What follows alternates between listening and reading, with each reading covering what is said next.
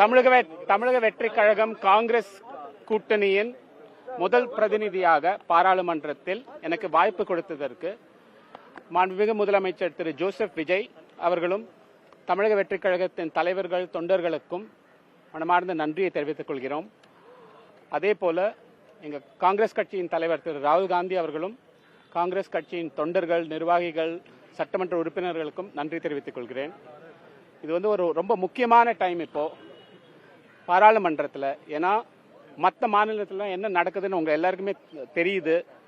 வங்காளத்தில் என்ன நடக்குது, பஞ்சாப்ல என்ன நடக்குது, ஒவ்வொரு கட்சியும் உடைச்சி எப்படியாவது ஒரு மெஜாரிட்டி எடுத்துட்டு வந்து அந்த ஒரே நாடு ஒரே தேர்தல் மசோதாவும் தொகுதி மாற்ற மசோதாவும் திணிச்சு மாநிலங்களின் உரிமையை பறிக்கணும் அப்படின்னு மோடி அரசு பிளான் பண்ணிட்டு வராங்க. அதை நம்ம தீவிரமாக தடுக்கணும் பாராளுமன்றத்தில்.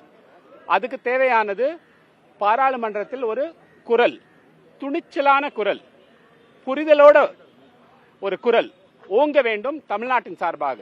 அந்த குரலாக நான் இருப்பேன் என்று நான் வாக்களிக்கிறேன். ரொம்ப தெளிவா இருக்கும். மேகதாது இது நாங்க எதிர்க்கிறோம். தமிழ்நாட்டுக்கு அது தமிழர்களின் உரிமைகளை அது நிச்சயமாக எந்த ஆட்சி இருந்தாலும் கர்நாடகத்தில் நாங்க தமிழக மக்களுக்கு சார்பில் தான் நாங்க நிற்போம். அதுல எந்த கருத்து வேறுபாடும் இல்லை எங்களுக்குள்ள. நன்றி.